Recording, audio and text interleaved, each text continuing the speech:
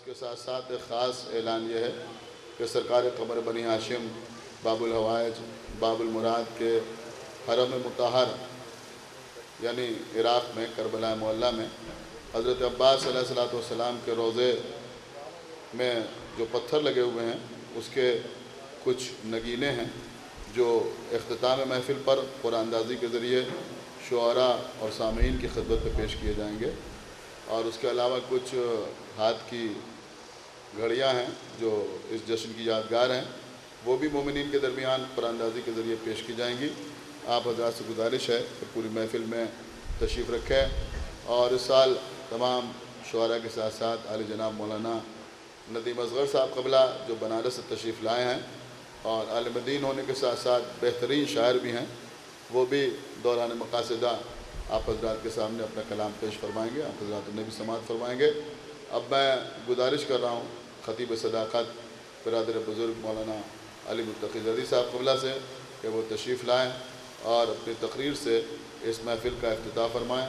ان کے بعد خطیب انقلاب علی جناب مولانا عباس ارشاد نقوی صاحب بارگاہ سرکار امیر المومنین میں نثری نذرانہ عقیدت پیش فرمائیں گے۔ ایک باواز بلند صلوات پر محمد۔ السلام علیکم۔ آج کی شب محفل کا آغاز یا یہ کہا جائے کہ تقریر کا آغاز میں سمجھتا ہوں کہ ایک باواز بلند صلوات سے ہو جانا چاہیے۔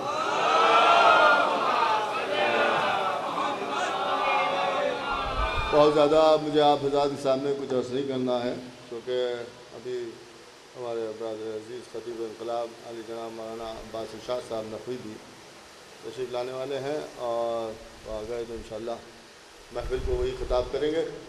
میں آپ حضرات کے سامنے بس حاضر ہو گیا اس لیے کہ آج کی رات مولا علی حضرت علی ابن ابی طالب علیہ السلام ولادت کی رات ہے، اور میں آپ کے سامنے کیا عرض کروں، بس یوں سمجھ لیجئے کہ وہ مولا آ رہا ہے کہ جس کی مثال جناب ختمی مرتبت نے سورہ توحید سے دی، اور یہ فرمایا کہ علی تمہاری مثال انسانوں میں ویسی ہی ہے کہ جیسے قرآن میں سورہ توحید یعنی سورہ قل ہو اللہ احد۔ اب آپ ذرا غور فرمائیں کہ مثال بھی دی ہے تو سورہ توحید سے دی ہے۔ اس کا مطلب ہی یہ ہے کہ رسول یہی بتانا چاہتے تھے کہ توحید کو اگر سمجھنا ہے تو مولا علی کو سمجھ لو تو توحید سمجھ میں آ گئے۔ یہ سورہ بھی عجیب و غریب سورہ ہے، قل هو اللہ احد، کہہ دیجئے کہ اللہ احد ہے۔ دیکھیے اللہ کی احدیت کا اعلان خداوند عالم نے خود قرآن مجید میں کیا ہے، اور یہ کہا ہے کہ وہ احد ہے۔ اب ظاہر سی بات ہے کہ احد ہے تو احد کے معنی کیا ہیں؟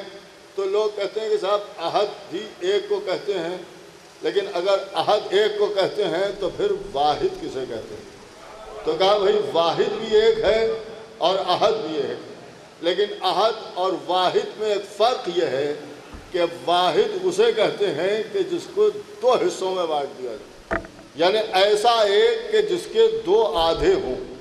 دیکھیے دو آدھوں سے مل کے جو ایک بنتا ہے اسے واحد کہتے ہیں، لیکن احد وہ ہے کہ جسے بانٹا نہ جا سکے، not to cut، یعنی جسے کاٹا نہ جا سکے، جس کے دو آدھے نہ ہو سکیں اسے احد کہتے ہیں۔ لہذا اللہ کو واحد نہیں کہتے ہیں، احد کہتے ہیں، اور اللہ نے اپنے آپ کو احد کہا ہے۔ صلوات پڑھیں محمد ایک اور صلوات پڑھیں محمد تو واحد کیا ہے؟ تو میں سمجھتا ہوں کہ واحد کے لیے اگر سمجھنا ہے تو رسول اللہ کی حدیث ہمارے سامنے ہے، انا وعلی من نور واحد۔ دیکھیے یہ ہے واحد، ایک ایسا نور تھا کہ جو دو حصوں میں بٹ گیا، ایک حصہ نبی کہلایا، ایک حصہ علی کہلایا۔ لیکن احد کیا ہے؟ تو خدا کہہ رہا ہے کہ وہ احد ہے۔ کیسا احد ہے؟ کہ وہ ایسا احد ہے کہ بس جو سمجھ لو کہ آخری جملے میں اس نے ارشاد فرما دیا کہ لم یلد ولم یولد ولم یکن لہ کفوا احد۔ اس کا مطلب یہ ہے کہ وہ ایک ایسا احد ہے کہ جس کا کوئی کفو نہیں، یعنی جو کفو نہیں رکھتا وہ ایسا احد ہے۔ دیکھیے قرآن فصاحت و بلاغت کا معجزہ ہے قرآن مجید میں جو کچھ کہا گیا ہے وہ یوں ہی نہیں کہا گیا ہے۔ اب اللہ کہہ رہا ہے کہ میں احد ہوں، مگر ایسا احد ہوں کہ جس کا کوئی کفو نہیں ہے۔ دیکھیں، جس کا کوئی کفو نہیں ہے، یہ جملہ ہی بتا رہا ہے کہ کوئی ایسا احد بھی ہے کہ جو کفو رکھتا ہے۔ دیکھیں، کوئی ایسا احد بھی ہے کہ جو کوئی کفو رکھتا ہے، یعنی اگر کوئی کفو والا احد نہ ہوتا تو شاید اللہ یہ نہ کہتا کہ وہ کفو نہیں رکھتا۔ بھئی وہ کفو نہیں رکھتا کا مطلب یہ ہے کہ وہ ایک ایسا احد ہے کہ جس کا کوئی کفو نہیں ہے، لیکن کوئی ایسا احد بھی ہے کہ جس کا کوئی کفو ہے۔ دیکھیں، جس کا کوئی کفو ہے، اور ظاہر سی بات ہے کہ وہ احد کون ہے؟ تو ختمی مرتبت کی بھری ہوئی بارگاہ ہے، اصحاب بیٹھے ہوئے ہیں، رسول اللہ نے مولا کائنات غالب کل غالب حضرت علی ابن ابی طالب علیہ السلام کو اپنے پاس بلایا، اور جب حضرت علی علیہ السلام تشریف لے آئے تو علی کا بازو پکڑ کے کھڑے ہو گئے، اور اس کے بعد تمام اصحاب کے سامنے آواز دی کہ میرے اصحاب سن لیں، ہر انسان سن لے کہ علی کو اہل عرش احد کے نام سے جانتے ہیں۔ دیکھیے، اہل عرش احد کے نام سے جانتے ہیں۔ اب ہماری سمجھ میں آیا کہ وہ بھی احد ہے اور علی بھی احد ہے، لیکن علی کے لیے کیا کہا کہ عرش پر انہیں لفظ احد سے یاد کیا جاتا ہے یا احد کے نام سے جانا جاتا ہے۔ تو اب ہماری سمجھ میں آیا کہ وہ احد ایسا ہے کہ جسے یہاں احد سمجھا جاتا ہے، لیکن یہ ایسے احد ہیں کہ جنہیں عرش پر احد سمجھا جاتا ہے۔ تو اب علی ہیں احد۔ دیکھیے، علی ہیں احد کیوں؟ کہ اس لیے کہ ایسے احد کہ جس کا کوئی کفو بھی ہے۔ اب کفو سے آپ کو کوئی حدیث یاد آ رہی ہے کہ جناب ختمی مرتبت نے ارشاد فرمایا کہ یا علی، اگر تم نہ ہوتے تو فاطمہ کا کفو نہ ہوتا۔ اس کا مطلب یہ ہے کہ فاطمہ علی کی کفو ہیں اور علی فاطمہ کے کفو ہیں۔ جب ایک احد ثابت ہو گیا تو اس کا مطلب ہی یہ ہے کہ دوسرا بھی احد ہی ہونا چاہیے، کیونکہ احد کا کفو واحد نہیں ہو سکتا، احد کا کفو بھی احد ہی ہوگا۔ دیکھیے، احد کا کفو بھی احد ہوگا۔ تو اب سمجھ میں آیا کہ اللہ بھی احد ہے، علی بھی احد ہے، اور فاطمہ بھی احد ہے۔ دیکھیے، فاطمہ بھی احد ہے، وہ بھی احد، علی بھی احد اور فاطمہ بھی احد۔ ایک جملہ میں آپ کے سامنے عرض کر دوں، خدا کے مقابلے میں 3 ایسے آئے کہ جنہوں نے خدائی کا دعویٰ کیا۔ دیکھیے، خدائی کا دعویٰ کیا، لیکن وہ احد تھا۔ علی بھی احد تھے، علی کے مقابلے میں بھی 3 آئے لیکن علی احد رہے۔ فاطمہ کے مقابلے میں بھی 3 بیٹیاں بنائی گئیں مگر وہ احد تھیں۔ بھئی سوچنے کی بات ہے، جب وہ 3 مل کے اللہ کا کچھ نہ بگاڑ سکے، وہ احد رہا، تو پھر علی بھی احد رہے، فاطمہ بھی احد رہے۔ ایک صلوات پڑھیں بآواز بلند محمد۔ بس حضران محترم، تو مولا کائنات کی آمد آمد ہے، اور مولا کائنات آئے ہیں تو خانہ کعبہ میں تشریف لائے ہیں۔ علی ابن ابی طالب جب کعبے میں آ گئے تب کعبہ قبلہ بنا۔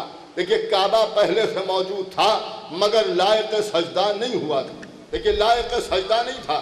جو لائق سجدہ نہیں تھا کہ اس لیے کہ کعبہ تو تھا مگر مولود کعبہ نہیں تھا۔ دیکھیے، مولود کعبہ نہیں تھا۔ کیوں؟ بات یوں سمجھ لیں کہ جسم تھا مگر جان نہیں تھی، بدن تھا مگر روح نہیں تھی، بیت تھا مگر اہل بیت نہیں تھے۔ دیکھیے، اہل بیت نہیں تھے۔ خداوند عالم نے پہلی منزل پر آدم کو بنانے کے بعد آدم کے لیے سجدے کا جب حکم دیا تو یہ کہہ کے سجدے کا حکم دیا کہ جب میں اس میں اپنی روح ڈال دوں تو سجدہ کر لینا۔ اس کا مطلب یہ ہے کہ پہلی منزل پر خداوند عالم نے اس مسئلے کو طے کر دیا تھا کہ جسم کو سجدہ نہیں ہوتا ہے بلکہ جان کو سجدہ ہوتا ہے، بدن کو سجدہ نہیں ہوتا ہے، روح کو سجدہ ہوتا ہے، مکان کو سجدہ نہیں ہوتا ہے، مکین کو سجدہ ہوتا ہے، بیت کو سجدہ نہیں ہوتا ہے، اہل بیت کو سجدہ ہوتا ہے۔ ویسے ہی جیسے وہاں جب روح آ گئی تو آدم لائق سجدہ ہو گئے، ویسے ہی جب یہاں علی آ گئے تو کعبہ لائق سجدہ ہو گیا۔ یعنی کعبہ بھی قبلہ ہوا تو علی کی وجہ سے ہوا۔ ایک جملہ کہنے کو جی چاہتا ہے کہ بھائی جب کعبہ بغیر علی کے قبلہ نہ ہوا تو بغیر علی کے کوئی قبلہ و کعبہ کیا ہوگا؟ ایک بآواز بلند صلوات پڑھیں محمد والا۔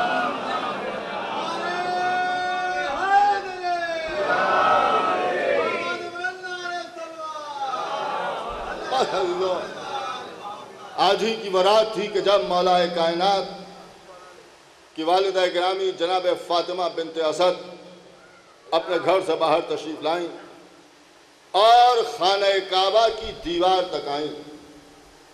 اور دیوار کے قریب کھڑے ہو کے فاطمہ بنت اسد نے دعا فرمائی اور آواز دی کہ پروردگار تجھے اس مولود کا واسطہ کہ جو میرے شکم میں،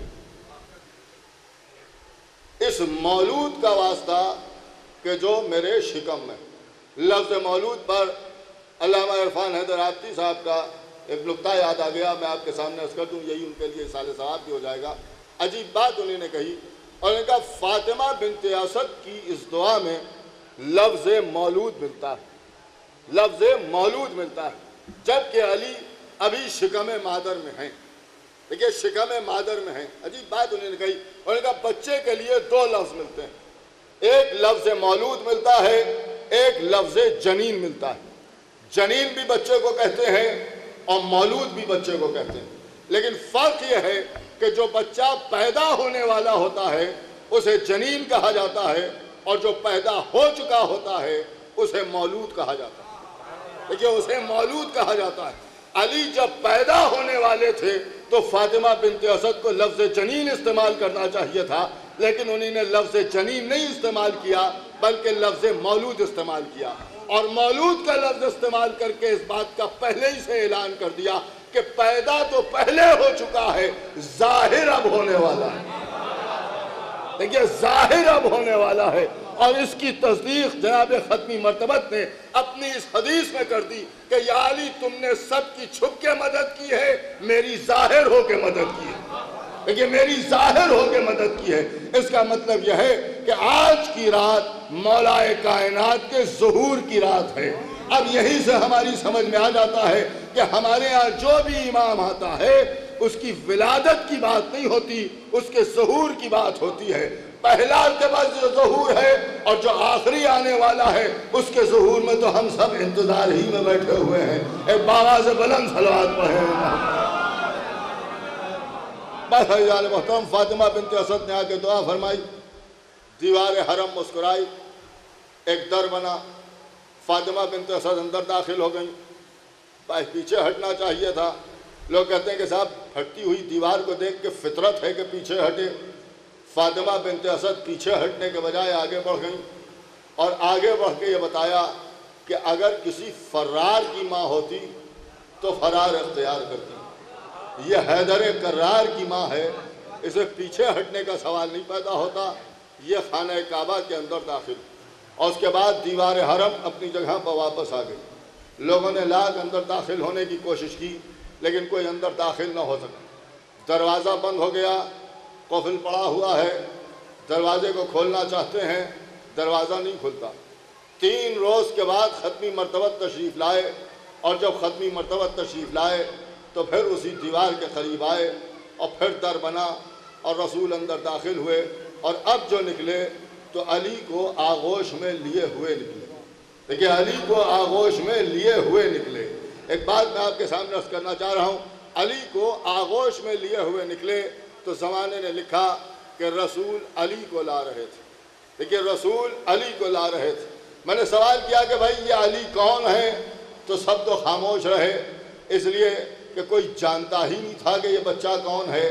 نبی نے بتایا کہ یہ ہیں علی، اور علی کو یوں سمجھو کہ جب خندق کے میدان سے علی چلنے لگیں گے تو میں آواز دوں گا کہ آج کل ایمان کل کفر کے مقابلے میں جا رہا ہے۔ اس کا مطلب یہ ہے کہ نبی نے یہ بتا دیا کہ علی کا نام ایمان ہے، ایمان کا نام علی ہے۔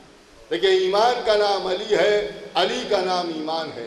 تو کل کی وہ تاریخ ہے کہ جس تاریخ میں کائنات میں ایمان نے ظہور کیا۔ دیکھیں ایمان نے ظہور کیا ہے۔ اب ظاہر سی بات ہے کہ جتنے ایمان والے ہیں وہ اگر آج کی رات خوش نہ ہوں گے تو کب خوش ہوں گے؟ دیکھیں وہ کب خوش ہوں گے؟ تو یہ ایمان تھا کہ جو آنے والا ہے، جس کا ظہور ہونے والا ہے۔ اب جب رسول اس ایمان کو لے کے آ رہے تھے تو زمانہ کہہ رہا تھا کہ نبی علی کو لا رہے ہیں۔ میں نے کہا یہ نہ کہو کہ نبی علی کو لا رہے ہیں، یوں کہو کہ نبی ایمان لا رہے ہیں۔ ایک صلوات پڑھیں محمد والے محمد۔ ایک باواز بلند صلوات پڑھیں محمد۔ اب بس ایک آخری بات میں آپ کے سامنے عرض کر دوں کہ جب یہ سارے واقعات بیان کیے جاتے ہیں، لیکن چونکہ وجہ یہ ہے کہ زمانے کو عداوت ہے مولائے کائنات سے۔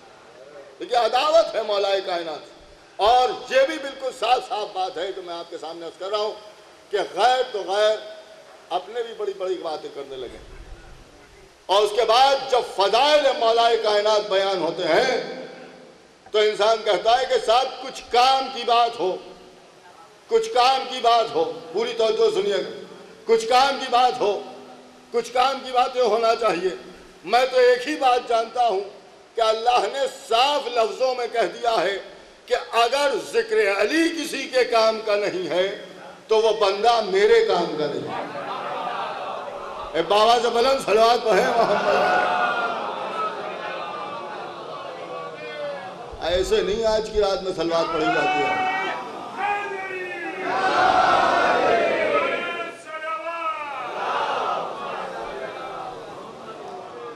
لیکن میں یہ نہیں کہتا کہ کتنے آئے کتنے نہیں آئے، لیکن جو حضرات یہاں پر تشریف فرما ہیں ان میں سے بہت سو کو معلوم ہے، بہت سو کو نہیں معلوم ہے کہ کافی پریشانیوں کا سامنا بہرحال یہاں پر آنے کے بعد کرنا پڑا اس سال، کیونکہ بہرحال یہ بھی آپ جانتے ہیں کہ بہت کچھ محرم ہی سے شروع ہو گیا تھا اور حالات بہرحال جتنا تھا اس پر قابو پایا گیا۔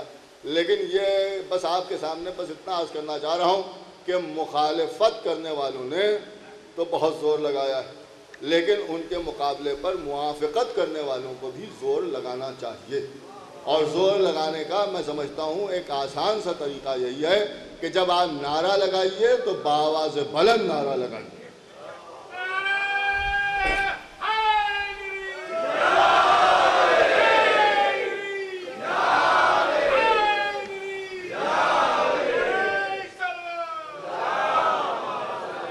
بس آخری بات آپ کے سامنے عرض کر رہا ہوں کہ لوگوں نے کہا کہ صاحب یہ ایک محض اتفاق تھا کہ علی کعبے میں پیدا ہو گئے، یہ ایک اتفاق تھا کہ علی کعبے میں پیدا ہو گئے۔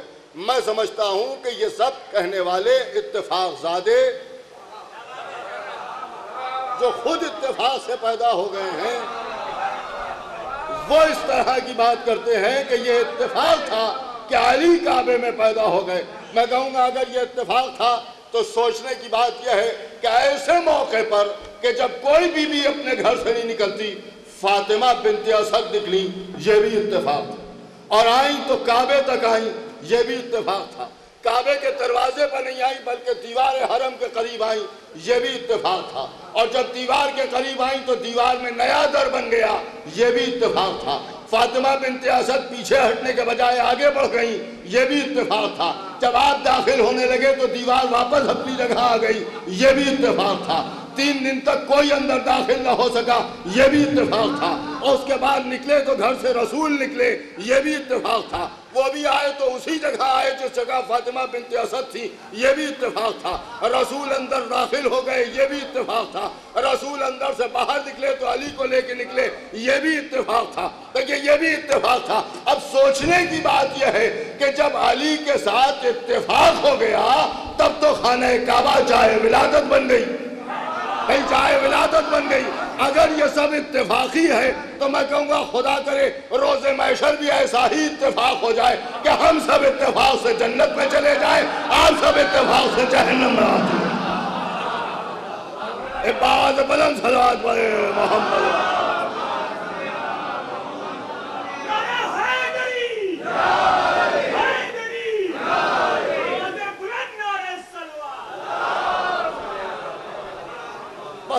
محترم اسی کے ساتھ اپنی گفتگو کو تمام کرتے ہیں اور جناب ختمی مرتبت کی خدمت میں اور شہزادی کونین کی خدمت میں اور اپنے آپ امام آخر کی خدمت میں اپنی طرف سے اور آپ سب کی طرف سے مبارکباد پیش کرتے ہیں کہ مولا امام عالی مقام کی آمد کی مبارکباد قبول فرمائیں، اور آپ حضرات سے گزارش کرتے ہیں ایک بآواز بلند نعرہ صلوات پڑھ کے مولانا عباس ارشاد صاحب